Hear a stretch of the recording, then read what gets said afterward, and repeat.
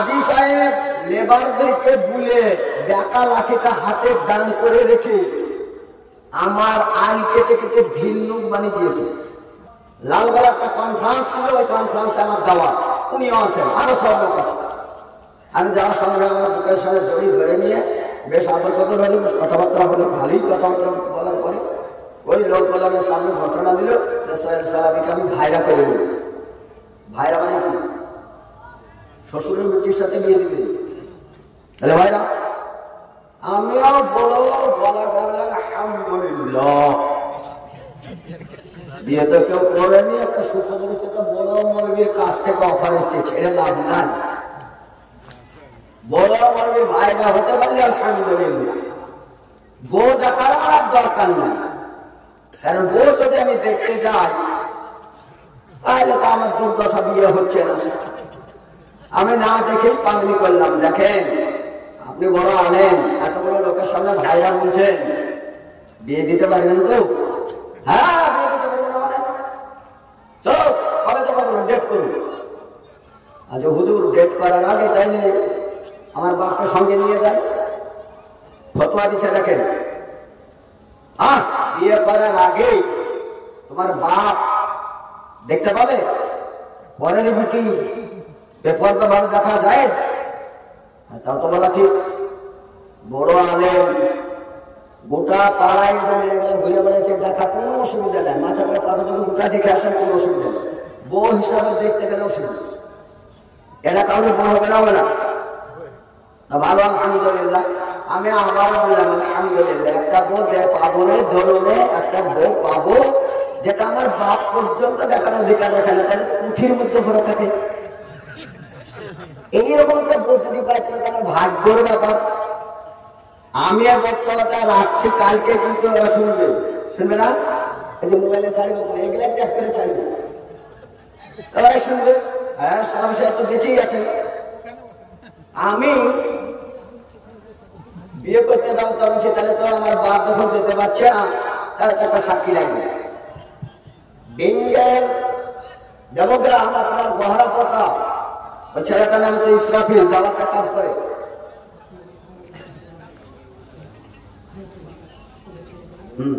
একটা ছেড়ে বলবো, একটা বোঝানো থাকবেন তো ইনশাল্লাহ বলেন, এত জোরেই বলেন ইনশাল্লাহ। যাক আলহামদুলিল্লাহ, এই শোতাগুলো আমার, এটা 3 তারিখের শোতা, অসুবিধা নেই। রস্তা আজ করি, আজ আজ করবো না, কারণ শোতাও কম আর বক্তার তো এই অবস্থা, কিছু না সব বক্তা সবগুলা টেনে দিয়েছে, জীবনের গল্প শোনা। ওই বক্তার জন্য বলছি, ওই বক্তা যেগুলো বললো বিয়ের কথা বলো। তাই ইসরাফিল আমার ক্লাসমেট, ভালো বুদ্ধি রাখে, দাওয়াতের কাজ করে। আল্লাহ সাক্ষী হিসাবে তো লোককে নিয়ে যেতে পারা যাবে। হ্যাঁ ইসরাফিলকে নিয়ে চলো, তোমার বিয়ে হচ্ছে, এটা যদি সাক্ষী দেয় এটা প্রচার। এ টাকা চলে এসছে, যেগুলো আসলে ওগুলো নিব নিয়ে জালসা ছেড়ে দেবে, এগুলো পরে বলছি। তাহলে ইসরাফিলকে নিলাম, আমি সরাসরি বলছি টাকা পয়সা বেশি নাই, 1400 টাকা পকেটে নিয়ে যাচ্ছি, মোহরানা দিব। আর 200 টাকা আছে পকেটে ভাড়া দিয়ে যাওয়ার আশা। 1400 টাকা কিন্তু মোহরানা বাঁধবেন, তার বেশি কিন্তু বাঁধতে পারবেন না। আমি তো কিছুই নিব না, ওইটুকু আমার সমর্থ, তাছাড়া নেই। এইটা আমি 2000 সালের কথা বলছি, 2001 সালের মনে গেলাম। এখন বউটা দেখতে এসে, কাটছাট করে বলছি, বউটা দেখতে এসে যে কোনো মেয়েটা এসে সামনে বসলো, মেয়েটার নাম আমি জিজ্ঞাসা করতে সারাফি ঢুকেছে। আমি বলছি আপনি বললেন আমার বাপকে নিয়ে আসি, তখন বললেন যে তোমার বাপ বিয়ে করার আগে দেখতে পাবে, আমার বাপকে আসতে দিলেন না, তা আপনি দুলা ভাই হিসাবে কি মেয়েটাকে দেখতে পাবেন? আপনি ঘরে ঢুকছেন না করতে দেন, মেয়ে বুঝবেন আমি বুঝবো, বিয়ে হয় হবে না হয় এখান থেকে যাবো। সরাসরি বলছি, কিন্তু এটা তো আবার মিডিয়ায় যাবে, তাহলে যে কথাগুলো বলেছি ও ভুলে গেছে মনে হয়, আবার রিপ্লে হচ্ছে। তাহলে ঠিক আছে ঠিক আছে, তোমার কথা তাহলে বলো, বাইরে চলে এসে যে বাইরে আলোচনা করেন, কাবিল নামাটা নিয়ে আসেন, বাকি এদেরটা দেখছি। আমি প্রথমেই বলছি নামটা জিজ্ঞাসা করলাম, আচ্ছা আচ্ছা বাবু, তুমি কি লেখাপড়া করেছো? বাংলা লেখাপড়া করেছো? তাহলে হ্যাঁ, উচ্চ মাধ্যমিক পরীক্ষা দিয়েছি। তো উচ্চ মাধ্যমিক সেন্টার কোথায় করেছিল? জিয়ামাল। ওটা কার বাড়ি? দূর সম্পর্ক খালুর বাড়ি ছিল। দূর সম্পর্ক খালুর বাড়ি। পুলিশ করে পড়তাম তো খেপুল স্কুল। তো খেপুল উচ্চ বিদ্যালয় যেটা কিসে? সাইকেলে। কত দূর এখান থেকে? মোটামুটি বলব। আমার ইন্টারভিউ হয়ে গেল। আমার বাপ দেখতে পাবে না বউ হিসাবে। বাড়ি থেকে খেপুল পর্যন্ত সাইকেলে গেলে দেখতে পাবে না মানুষের, জনগণে দেখতে হবে না। একটা গেল। দূর সম্পর্ক খালুর বাড়ি থেকে পরীক্ষা দিচ্ছে। খালু আর খালা ছাড়া আর কেউ না বাড়িতে, সেখানে সবাই দেখতে পাবে। আপনি এসে তার ঘরে ঢুকে তা দেখতে পাচ্ছেন, তাহলে আমার আর দেখতে পেলেন না। আমি শেষে বললাম, হ্যাঁ আমার বুঝতে পেরেছে যে বাইরে থেকে যায়, তোমার কি প্রশ্ন করছো, একটা কোরআন পড়া শোনো, আর একটা শোনা আবাস হয়ে গেল। আরে তোমার দুলাভাই বলছে কোরআন পড়তে, একটু পড়ে শোনা। কোরআন পড়া শোনালো। শুনে আমি তোমাকে আমার ইন্টারভিউ করে নিয়েছে, তোমার কিছু বলার থাকলে বলো। ও বললো, কয় ভাই কয় বোন কি করেন আপনি? হ্যান সব জিজ্ঞাসা করলো। করার পরে আমি শেষ জায়গায় এসে দাঁড়াইছি।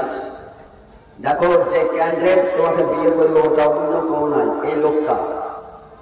এ তো এই চামড়া কেমন পর্যন্ত থাকবে, বদলাবে না।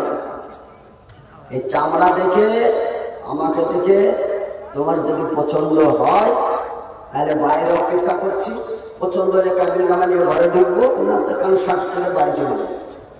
মোটামুটি তোমার আমাদের মোটামুটি কথাবার্তা সেটেল হয়ে ও রাজ্যের দিকে, আমিও রাজ্যের দিকে। বাড়িতে এসে তার শ্বশুর মশাই যিনি হবেন, সরকারি চাকরি করেন, উনি আর কোনো মতেই রাজি হচ্ছেন না, হলেনই না। শেষের মধ্যে আমি বললাম যে দেখেন, আমাদের দেখা দেখে পছন্দ, আপনি কি দেখতে দেবেন? বাড়ি ভাড়া না দেখে বিয়ে দেওয়া হয়, হ্যাঁ তা না সব বলতে হবে। আচ্ছা দেখেন, আপনার মেয়েকে আমার পছন্দ, আপনার মেয়েও আমার পছন্দ, দুজনে পছন্দ করেছি। আপনার যদি মনে করেন তাহলে মেয়েটাকে নিয়ে আমার বাড়ি চলে যাবেন। বাড়ি যদি পছন্দ হয় তাহলে রেখে দিয়ে চলে আসবেন, আর যদি বাড়ি পছন্দ না হয় সাথে করে নিয়ে চলে আসবেন। অফারটা দিলাম, বাড়ি গেল। ওই বিয়ে হবে? বলেন, হবে বিয়ে? কেন হবে না? এটা তো হওয়া দরকার ছিল। হাদিস মানবা, বুখারি মানবা, এটা তো দরকার ছিল। কেন পারলে না? এই কারণে পারল না, বিক্রি হচ্ছিল না, গাড়ি করে বহি দিয়েছে, সারা জীবন খোটা দিত না লোকে, এটা বলতো। আর আভ্যন্তরীণ কিছু জানতো না। আমি বহু ইমানদারের বহু ইমান পরীক্ষা করে দেখলাম, এত কাজ হলো না। বলতেই এক মাতালের মেয়ে মদ খায়, ভাতের সাথেও খায়, ও পানি খাওয়ার দরকার, মদ খায়, ভাত খায়, ওয়াইতি কুলি করে, ওয়াইতি ফেলে। তাহলে বিয়ে বাড়িতে করবো, লাভ মেরা মদের কষে ফেলে দিয়ে বলছে, হ্যাঁ আমি আজই রাজি, কিছু দেখবো আমি আজই রাজি। আমি ইমানদার লোক খুঁজে বিয়ে করতে পাইনি। তাহলে আমার এটা সবাই বলে একটা কপালের দোষ। মদকের বলার সঙ্গে সঙ্গে লাভ মেরে মদের শিশি ফেলে দিয়ে বলছে যে হ্যাঁ আজই বিয়ে দিব, বল সালাবিকে কখন দিব। আমি বললাম আজই দিব, যে বলেছে আজকেই বিয়ে করবো, সোমবারে কথা, বুধবারে বিয়ে কমপ্লিট। মদখোর লোক, সে লাভ মেরে ইমান নিয়ে আসতে পারে, একটা ভালো লোকের সাথে বিক্রি বিয়ে দিব। আর তুমি তাহাজ্জুদ করে কপালে ঘটা করে তুমি সিদ্ধান্ত নিতে পারো না একটা ভালো আলেম নেবো? কিসের ইমানদারি দেখাও? ইমান। এখন যদি আমার কোন ছেলে পেলে খারাপ হয়, সমাজে কি বলবে? পুষ্টি সব মদখোর ছেলে পেলে ভালো হয়, বলবে না? তুমি ভালো মানুষ কোথায় ছিল? তোমার ভালো মানুষ কোথায় ছিল? তোমার তো তকদিরের উপর বিশ্বাস ছিল না, আলেমের উপর তোমার বিশ্বাস ছিল না, এলেমের উপর তোমার বিশ্বাস ছিল না। এখন চোখ কাটাচ্ছে যারা ভালো চামড়ার লোক ছিল, যারা বিয়ে করেনি, মুখটাকে ইংরেজি পাঁচ কেটে চলেছে, এখন তাদের পাশ দিয়ে আমি ঘুম করে 4 চাকা নিয়ে চলে যাচ্ছি। ও এখন পস্তাছে, বিয়ে করলে আমি 4 চাকায় ঘুরে বেড়াতে পেতাম, ধুলে খেয়ে বেড়াতাম। কিসমত খারাপ। অতএব বিয়ে দিবেন কাউরির সঙ্গে কিচ্ছু দেখার দরকার না। যাকে নিয়ে আসবেন ওই মেয়েটাকে বলবেন, তুই এতদিন কি করেছিস না করেছিস, কার বেড়া ভেঙেছিস, তুই কাঠের জমি ভেঙেছিস, ও আমার দেখে লাভ নাই, ও কথা আমি তুলছি। আজ থেকে বিয়ে করেছি, আজ থেকে আমার দায়িত্ব, তুই পাপ করলে আমাকে জাহান্নামে যেতে হবে। দয়া করে প্লিজ, আমি জোরহাত করে বলছি, তোকে অল্প হলেও মহারণা দিয়েছি, তুই আজ থেকে আর পাপ করিস না। যেহেতু পাপ বাপের ঘরে থেকে যদি কোনো মেয়ে পাপ করে, তাহলে জাহান্নামে কে যাবে? তার বাপ যাবে, তার মা যাবে, তার ভাই যাবে, তার গোষ্ঠী যাবে। কিন্তু বিয়ে করার পরে যদি কেউ পাপ করে, এই পাপ কোথায় যাবে? স্বামীর ঘরে যাবে। আপনি খুচড়ি খুচড়ি মতো কথা না উঠিয়ে, এই তোমার ছোটবেলায় ভালোবাসা ছিল না, এই স্কুলে যেতে পারছে তো প্রেম করোনি, এত কথা বাড়ানোর কি দরকার? ছাঁকা মাল এখন পাবেন না, এখন আর পাবেন না। মধুওয়ালা বিক্রি করছে খাঁটি মধু, খাঁটি মধু। ওরে যে খাঁটি বলছে, ও চিনির দিয়ে মাটি করে ফেলছে। একজন গুড় বিক্রি, খাঁটি গুড়, খেজুরের খাঁটি গুড়, খাঁটি গুড় আছে, ওই লোকটা বলছে খাঁটি আছে, আল্লাহর কসম করে বলছে এতে চিনি মিশানিয়েছে। মৌলভী সাহেব নিলে নেন, না নিলে না, বিরক্ত করে নেন।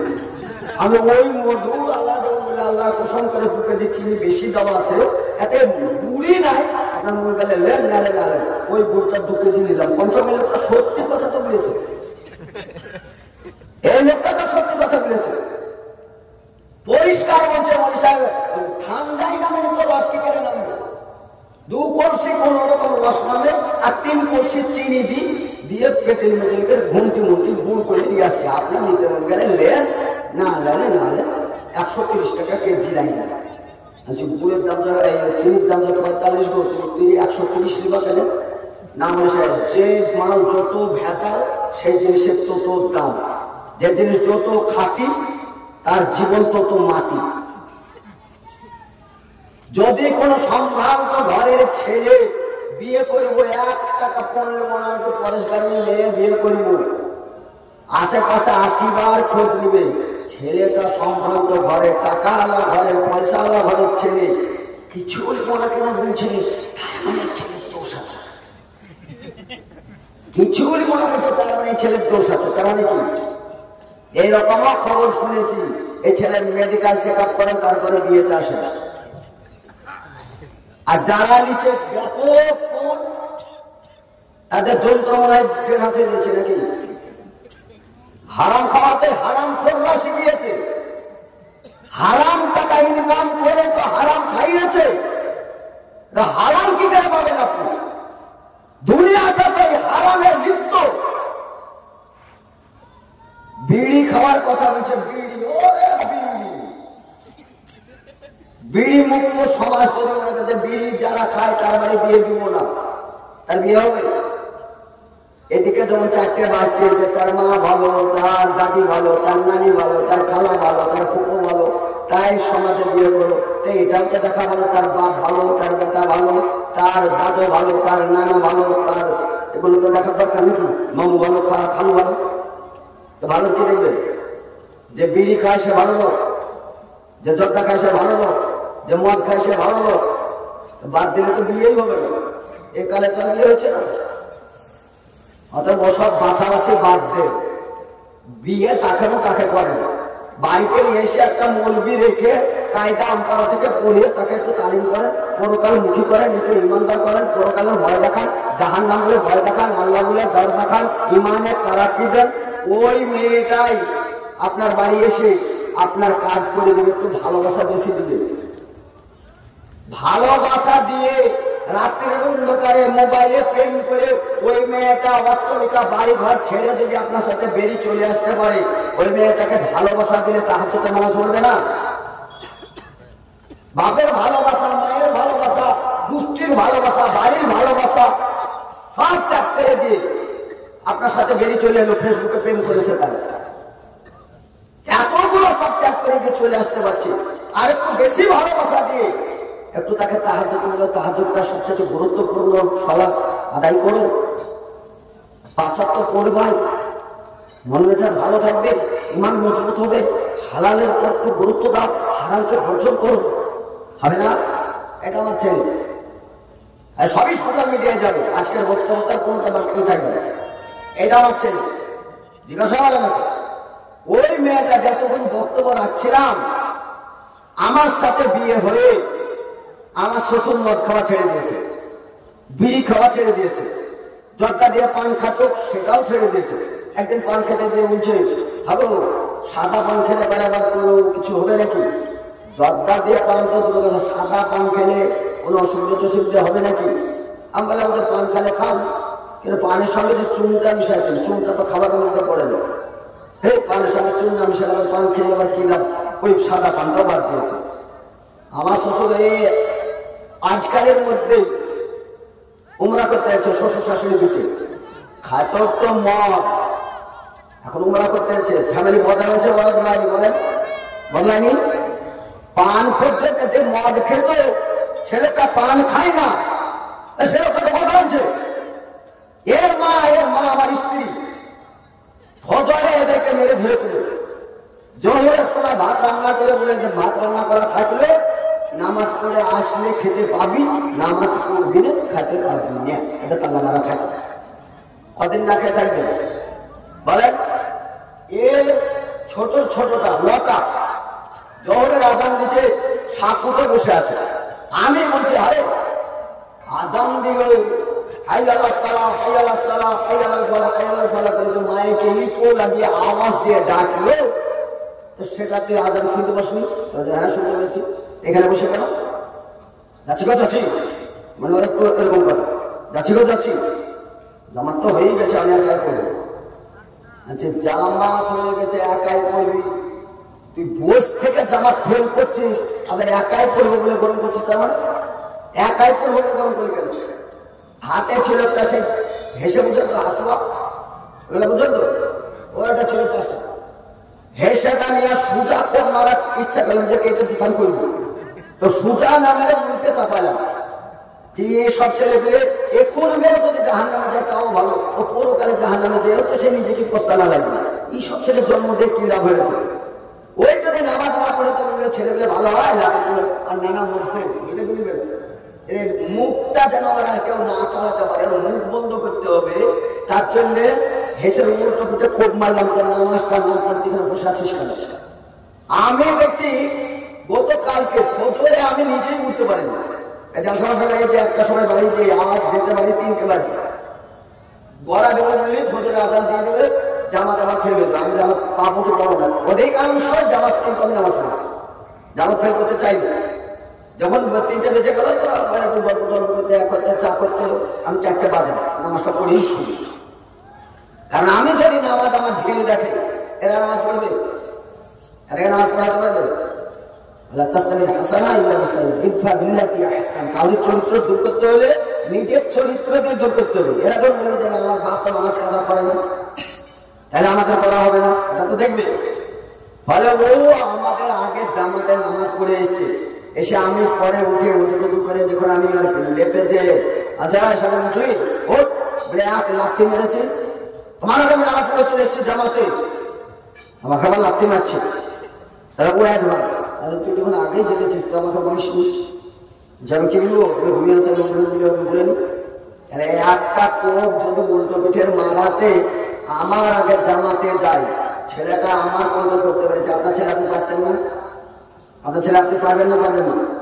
বিয়ে করার আগে আপনি ভাববেন যে বিয়ে করলেই ছেলে হবে, বিয়ে করলে ছেলে হবে, ওই ছেলেটা আপনারই হবে। আপনাকে ওই ছেলেটা মানুষ করার জন্য, আদর্শ তৈরি করার জন্য আপনাকেই চিন্তা ভাবনা করতে হবে, যেহেতু ওই ছেলেটাকে আপনাকেই মানুষ করতে হবে, আপনাকেই প্রতিফলিত করতে হবে, আপনাকেই গ্রামের স্ট্যান্ডার্ড বানাতে হবে, আপনাকেই সামাজিক বানাতে হবে, আপনাকেই ওই ছেলেটাকে সমাজের একজন প্রতিনিধি তৈরি করতে হবে, ওই ছেলেটাকে ন্যায় বিচারক শেখাতে হবে, ওই ছেলেটাকে সত্যায়ন শেখাতে হবে, ওই ছেলেটাকে অন্যায়ের প্রতিবাদ শেখাতে হবে, ন্যায় সঙ্গত ভাবে লড়াই করতে শেখাতে হবে। কুল্লুকুম রাইন ওয়া কুল্লুকুম মাসউলুন আন রাইয়াতিহি। বাপে যদি এই দায়িত্ব পালন করে, একটা ছেলে খারাপ হতে পারে না। না তো ছেলের সামনে বিড়ি ধরেছে, ছেলে বাচ্চা প্রতিদিন দেখছে, আগে তো চেরাক থাকতো, লম্প থাকতো না, ওই লম্পটারে করলে তো, আর বাপের বাপের বিড়ি ধরে রাখতো। বাচ্চা গলা সব শুয়ে শুয়ে টুকটু করে দেখছে বাপ তো বিড়ি খায়। একদিন এরকম ঠান্ডার সময় বাপ শুয়ে আছে, আর ছোট্ট একটা বাচ্চাকে দিয়েছে বিড়িটা ধরিয়ে দেবে খা।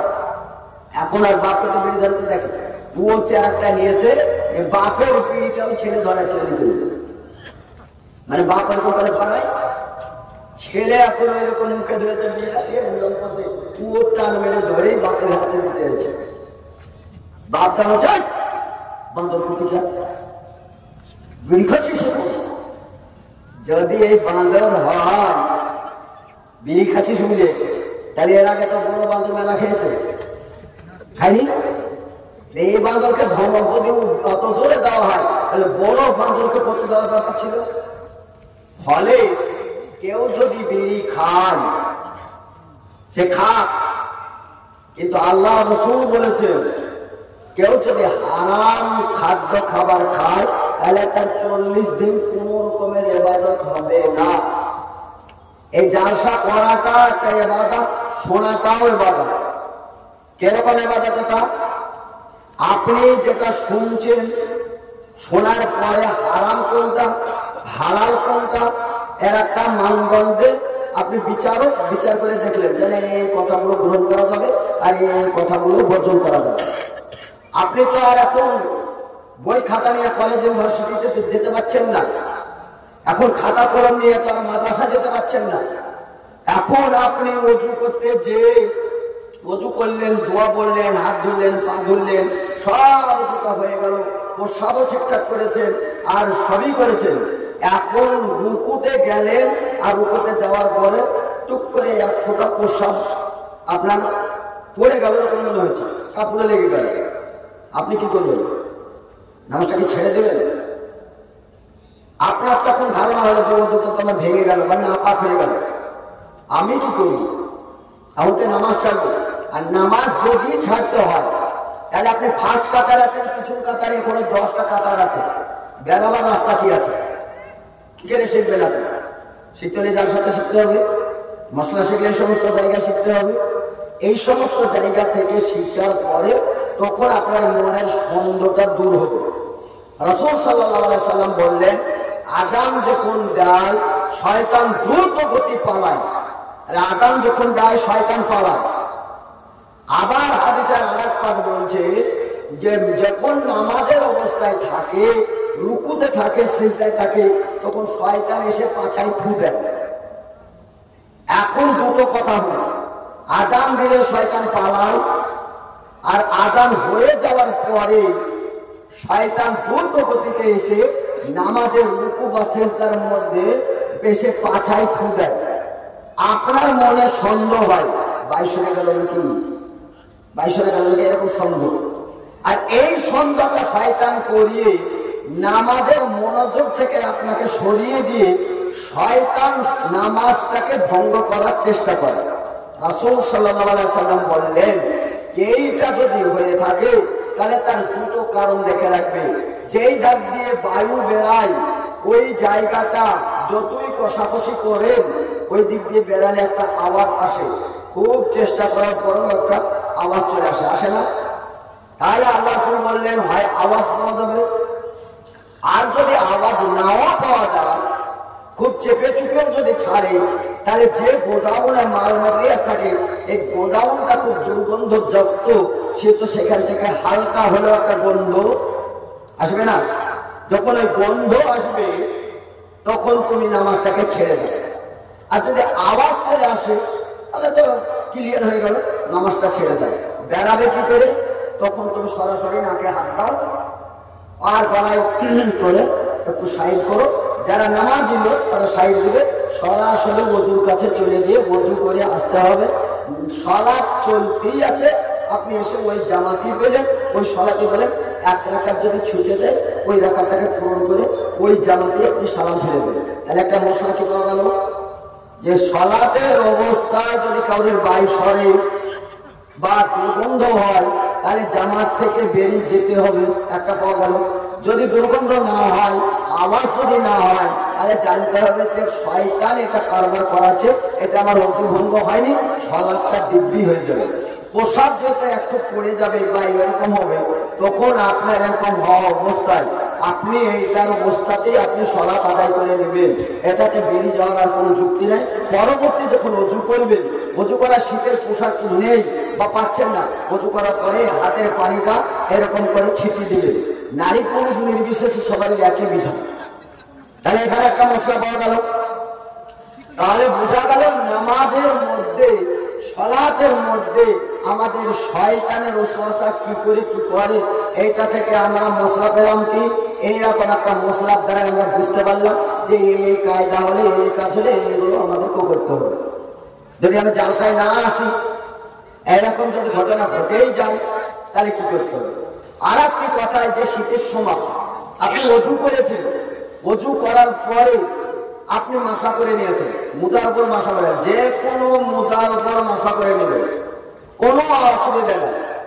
যদি মনে করেন যে প্রচন্ড ঠান্ডা, মসজিদটা মাটির বা সেই জায়গায় সলাত আদায় করতে যে মাটি বা অন্য কোনো জায়গা পাওয়া যাচ্ছে না, জুতো পরে আছেন, ডাইরেক্ট মসজিদের ভিতরেও যদি হয় আর জুতো পরে যদি নামাজ পড়ার পরিবেশ থাকে, জুতো পরে নামাজ পড়া যাবে না যাবে না? যাবে।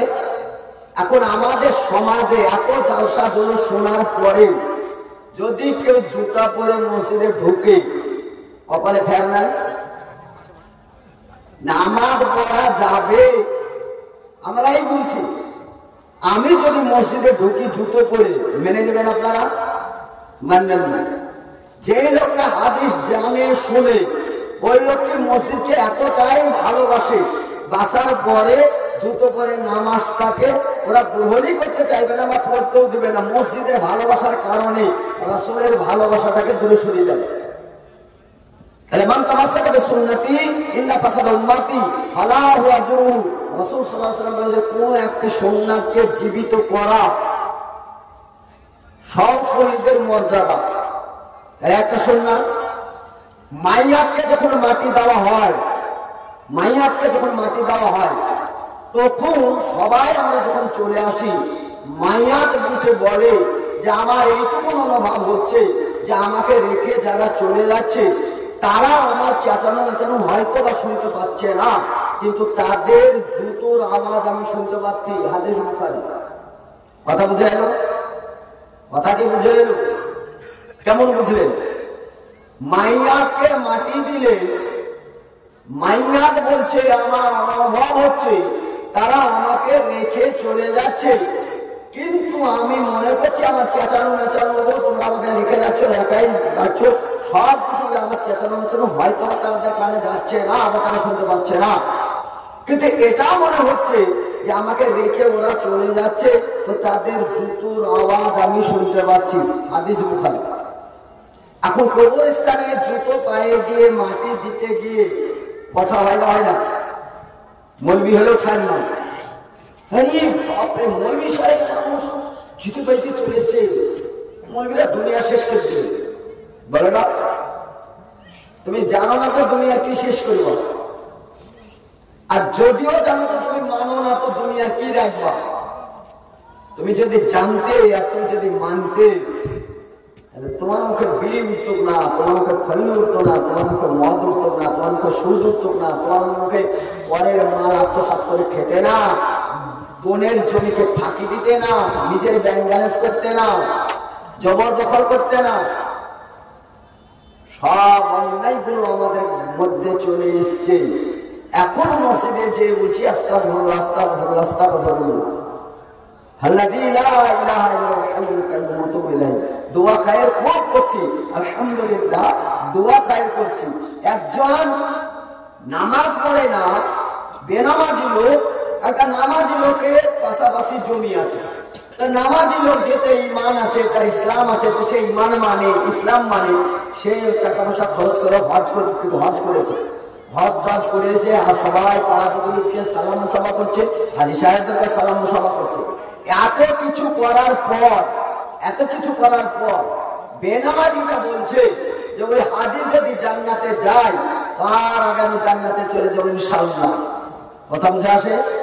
একটা বেনামাজির দাবি যে হাজির আগামী জান্নাতে চলে যাবে। কেন তার দাবিটা এত দাবি কেন? সে তো নামাজ পড়া না, তার তো ইমান নাই, সে তো বেঈমান, কিন্তু তারপরে আবার দাবি হচ্ছে ওই হাজির আগে আমি জান্নাতে যাব।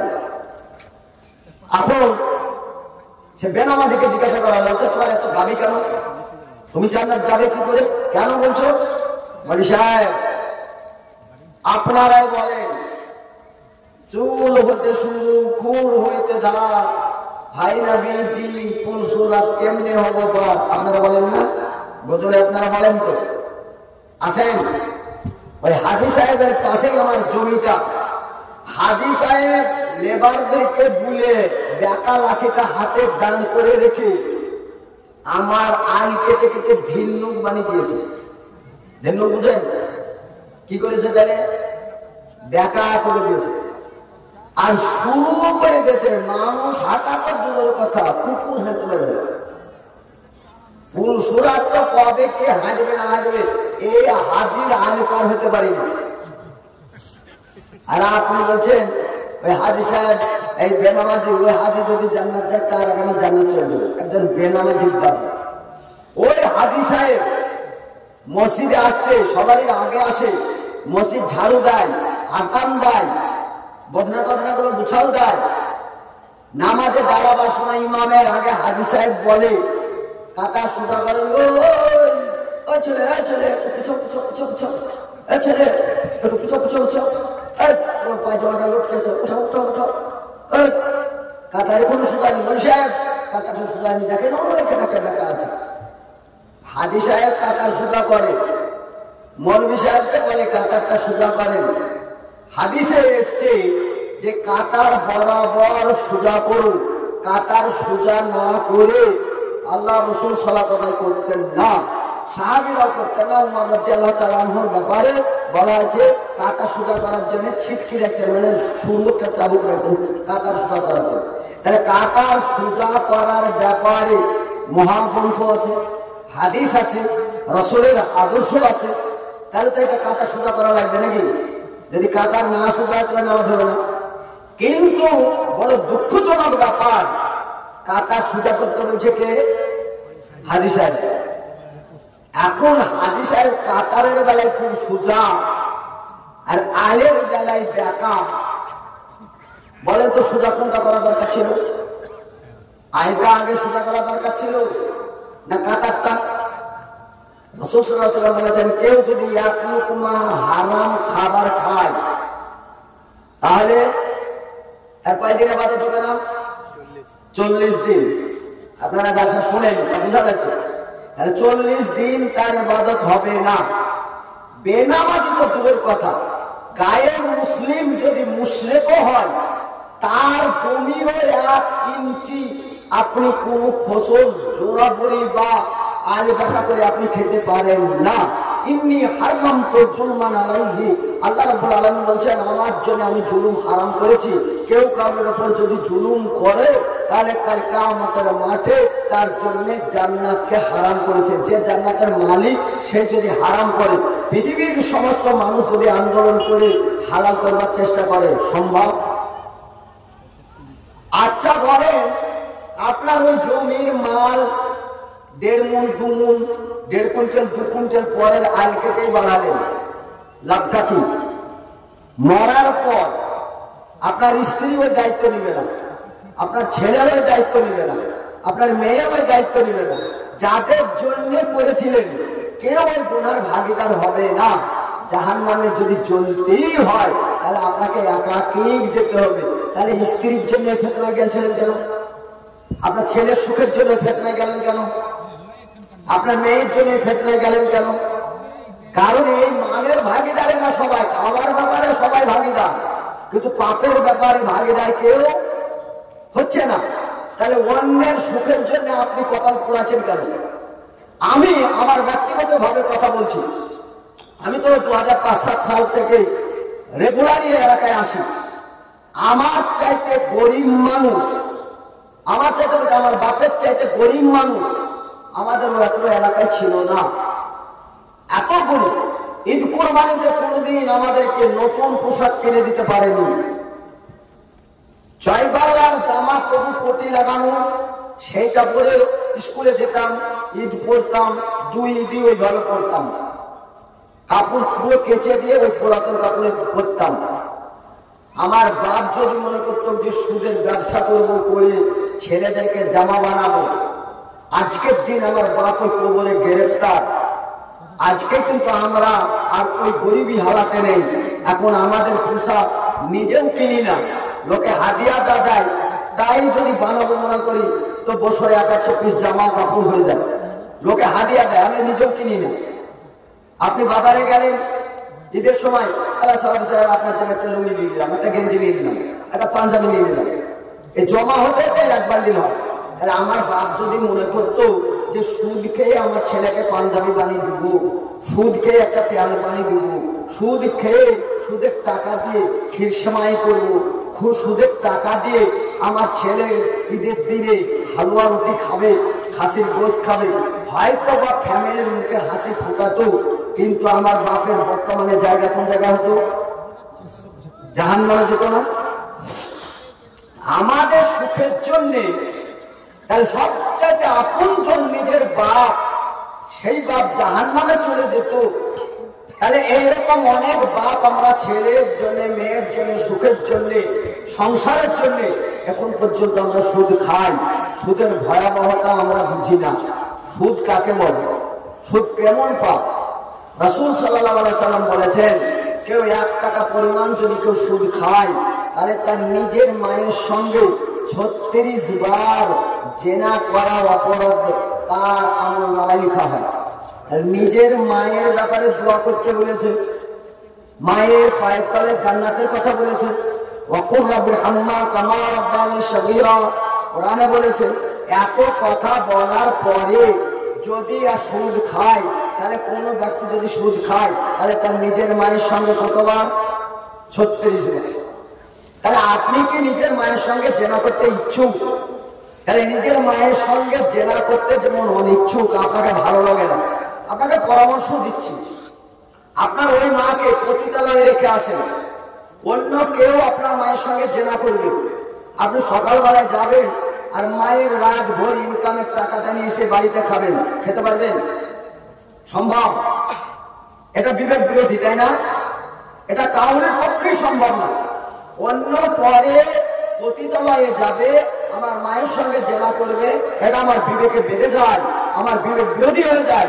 অথচ সুদ যারা খায় তারা নিজেরই মায়ের সঙ্গে তারা জেনা করে, তাহলে পরের চাইতেও জঘন্য অপরাধ নিজের ছেলে করে। তাহলে সুদ কত বড় ভয়াবহতা! যারা জেনাকারী হবে তারা কিয়ামতের মাঠে কোন অবস্থায় থাকবে? চলেন আর একটি হাদিস বলি, তাহলে আপনি বুঝতে পারবেন।